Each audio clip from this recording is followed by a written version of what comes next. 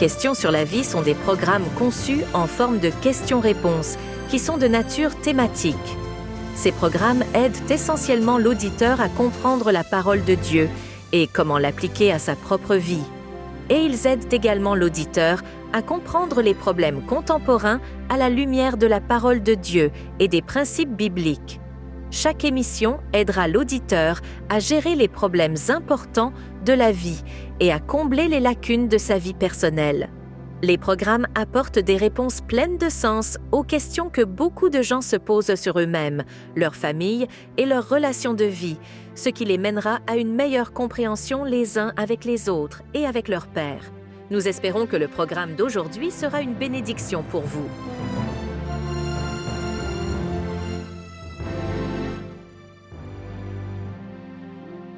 Bonjour à tous et bienvenue à notre émission du jour Questions sur la vie présentée par CTTW et Transworld Radio. Je suis votre animatrice du jour, Delors Samon. Nos émissions sont composées de questions-réponses que des auditeurs comme vous peuvent se poser sur des sujets importants tels que la mort, la vie, l'estime de soi, l'espoir et bien d'autres questions. Mais aussi des questions sur Dieu, Jésus, le ciel et la prière. Aucune question n'est interdite. Nous serons encore aujourd'hui en compagnie de notre frère Zoé Ephraim. Bonjour frère Zoé. Bonjour Miss Delors et bonjour à tous nos téléspectateurs. Je suis encore très heureux d'être là avec vous ce soir. Nous sommes très ravis de vous retrouver afin de partager encore les questions de nos auditeurs. Merci. Auxquelles vous allez apporter de nouvelles réponses. Merci.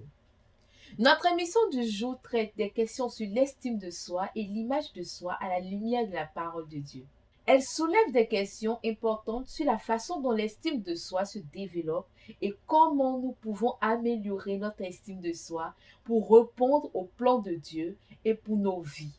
Dieu qui nous a créés nous aime et a un plan spécial pour nos vies. Nous ne pouvons commencer ce moment sans le confier à Dieu. Prions donc.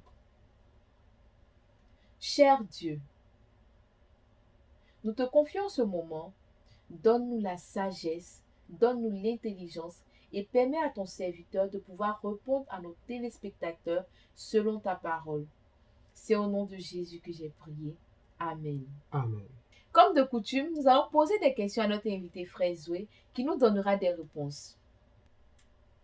Frère Zoé, pour notre première question du jour, nous aimerions savoir qu'entendez-vous par estime de soi ou image de soi? Alors, c'est un excellent début pour notre conversation. L'estime de soi ou l'image de soi fait référence à la façon dont nous nous voyons ou à ce que nous ressentons pour nous-mêmes. Cela implique la confiance que nous avons en nos capacités si nous nous sentons compétents. Merci pour cette très belle explication. D'accord. Notre prochaine question reflète une situation à laquelle je crains que beaucoup de gens ne soient confrontés. C'est la question d'un auditeur, bien sûr. Les gens m'ont dit que toute ma vie, je ne valais rien. Pourquoi Dieu permettrait-il que je naisse si cela est vrai? Alors là, je suis vraiment désolé que cela ait été votre expérience. Lorsque vous croyez que vous n'avez pas de place qui vous revient et que personne ne se soucie de vous, vous vous sentez naturellement en insécurité, même si vous avez les compétences requises. Je veux que vous vous souveniez de ceci. Lorsque les gens parlent mal de vous ou de quelqu'un d'autre, ce sont eux qui ont le plus grand problème. S'ils ont confiance en eux, ils n'ont pas besoin de rabaisser les autres. Au contraire, ils veulent les construire pour devenir les meilleures personnes possibles. La Bible dit, ainsi encouragez-vous réciproquement, édifiez-vous les uns les autres comme vous le faites déjà. Quand Dieu vous a créé, il vous a fait dans un but bien précis. Votre objectif est unique à vous. Chaque personne a des talents et des capacités différents. Soyez assurés que Dieu a un plan pour vous. Merci beaucoup, frère Zoé. C'est très encourageant et cela même nous envoie à la prochaine question. D'un autre auditeur qui nous dit comment Dieu voit-il chacun de nous? La Bible nous donne déjà une réponse assez claire. Elle dit que Dieu créa l'homme à son image, il le créa à l'image de Dieu. Il créa l'homme et la femme. Et Dieu dit, tout ce qu'il avait fait était bon. Parlant de la création, tout était bon. Mais s'agissant de l'homme, il dit que cette création est très bonne. Dieu vous aime comme il aime toute l'humanité. Que vous soyez homme ou femme, riche ou pauvre, puissant ou impuissant, connu ou inconnu, quel que soit votre statut dans la vie, Dieu vous aime. Rien dans la création n'est comparable à l'amour de Dieu pour vous. Vous êtes créés à son image pour refléter son amour. Il vous apprécie tellement qu'il veut que vous vous alliez à lui avec foi. Si vous faites cela, vous devenez un enfant de Dieu, membre de la famille de Dieu. C'est intéressant ce que vous dites, mais comment savons-nous que c'est vrai? Quelle preuve avez-vous? Alors, s'agissant de preuves, tout au long de la Bible, nous lisons l'amour de Dieu pour nous et sa volonté de nous pardonner lorsque nous commettons des erreurs. Pour ainsi dire, la Bible est remplie de beaucoup d'exemples que nous pouvons citer pour montrer réellement que Dieu nous aime et que nous sommes à son image. Il est dit dans la Bible, « Rendez grâce au Dieu des cieux, car sa miséricorde dure à toujours. » Dans d'autres passages bibliques, nous pouvons lire aussi ceci. « Car je suis persuadé que ni la mort, ni la vie, ni les anges, ni les dominations, ni les puissances, ni les choses présentes, ni les choses à venir, ni la hauteur, ni la profondeur, ni aucune autre créature ne pourra nous séparer de l'amour de Dieu qui est en Jésus-Christ, notre Seigneur. » Ce même auditeur continue et nous demande, comme je n'ai jamais fait confiance à personne, je me demande si je pourrais un jour faire confiance. Que dois-je faire? Alors, je veux remercier cet auditeur pour son honnêteté. Il faut savoir que le fait de reconnaître cette faiblesse est déjà un grand pas dans la résolution de cette question. Par la suite, je veux inviter cet auditeur à prier Dieu en lui présentant toutes ses préoccupations. Puis, lui demander de lui apprendre à lui faire confiance. Cet auditeur doit demander à Dieu de lui apprendre à lui faire confiance. Ça, c'est une prière très importante. La Bible raconte l'histoire puissante d'un père qui a emmené son fils à Jésus pour qu'il soit guéri. Jésus lui dit, si tu peux, toutes choses sont possibles à celui qui croit. Aussitôt le père de l'enfant s'écria, je crois, viens au secours de mon incrédulité. C'est ce que chacun d'entre nous doit faire en demandant à Dieu de nous aider à surmonter notre incrédulité. Une autre fois, Jésus dit à ceux qui étaient avec lui, je vous le dis en vérité, si vous avez de la foi comme un grain de moutarde, vous direz à cette montagne, déplace-toi d'ici à là, et elle se déplacera, rien ne vous sera impossible. Quel que soit votre niveau de confiance ou de méfiance, remettez tout sur le Seigneur. Demandez-lui de vous aider à grandir dans votre confiance en lui. Intéressant ce que vous dites et je pense que vos réponses sont en train de susciter d'autres auditeurs à vouloir comprendre d'autres choses.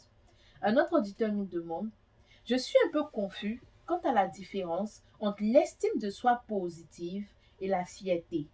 Une estime de soi trop basse n'est pas bonne, mais une estime de soi trop élevée n'est pas non plus bonne. Avec les deux, nous nous concentrons sur nous-mêmes. Avec une faible estime de soi, nous pensons que nous ne sommes pas aussi bons que les autres. Avec la fierté ou l'orgueil, nous pensons que nous sommes meilleurs que les autres. Les deux sont destructeurs pour nous en tant qu'individus et dans nos relations. Avec une estime de soi positive, nous ne nous considérons ni pire ni meilleurs que les autres. Lorsque nous devenons orgueilleux, nous méprisons les autres. Pourtant, la Bible nous dit l'orgueil précède la chute de l'homme. Et l'esprit hautain pousse à la destruction. Jésus a enseigné et démontré une vie humble en s'offrant lui-même en sacrifice pour les péchés de tous les hommes lorsqu'il est mort à la croix du Calvaire. Suivre Jésus, c'est vivre comme Jésus une vie humble au service des autres plutôt qu'au service de soi. Merci beaucoup, frère Joël, pour cette très belle explication.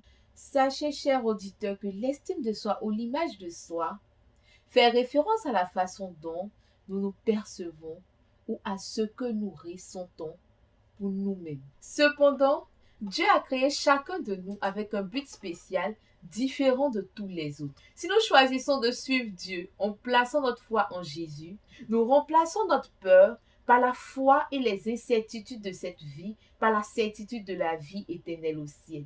Cela ne veut pas dire que nous n'aurons jamais de problème. Cela signifie simplement que Dieu sera avec nous dans toutes les circonstances et que nous avons l'assurance de notre identité en Dieu. Je pense que nous allons poursuivre avec les questions de nos auditeurs. Il y a un de nos auditeurs qui nous demande: pensez-vous que quelqu'un m'aimera un jour? Ce que je veux dire à cet ami, à ce téléspectateur, avant même qu'il ne se pose cette question, quelqu'un l'aime déjà. Dieu vous aime tellement qu'il a envoyé Jésus dans le monde pour donner sa vie afin que vous puissiez avoir la vie éternelle avec lui au ciel.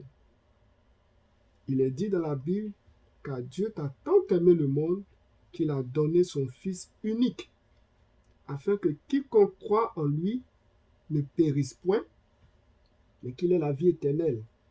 Si vous acceptez Jésus comme votre Sauveur et Seigneur, et que vous faites partie de la famille de Dieu, vous gagnez des frères Effectivement.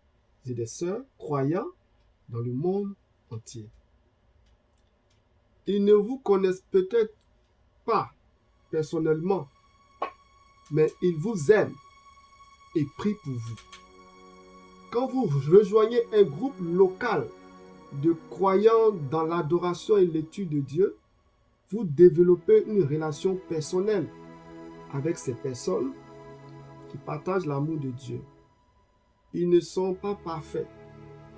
Ils font parfois des erreurs. Cependant, Dieu travaille à travers ses enfants malgré leurs défauts. Intéressant ce que vous dites. Il y a un autre auditeur qui nous demande: que dois-je faire si j'essaie de me faire des amis ou d'essayer de nouvelles compétences et que j'échoue à nouveau? Les essais et les erreurs font partie de nos vies. Parfois nous réussissons, parfois nous échouons. Lorsque nous échouons, nous apprenons quelque chose de nouveau. Il faut que cela soit clair pour nos auditeurs.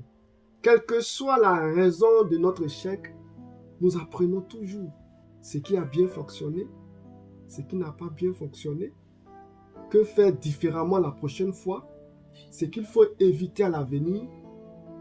Et donc, avec Dieu, il n'y a pas d'échec. Je pense que nous devons retenir cette phrase: avec Dieu, il n'y a pas d'échec et Dieu nous aime tous. Merci beaucoup, frère Zoé. Ce fut une très belle participation de votre part. Merci. Mais comme on le dit dans notre jargon, toute bonne chose a une fin.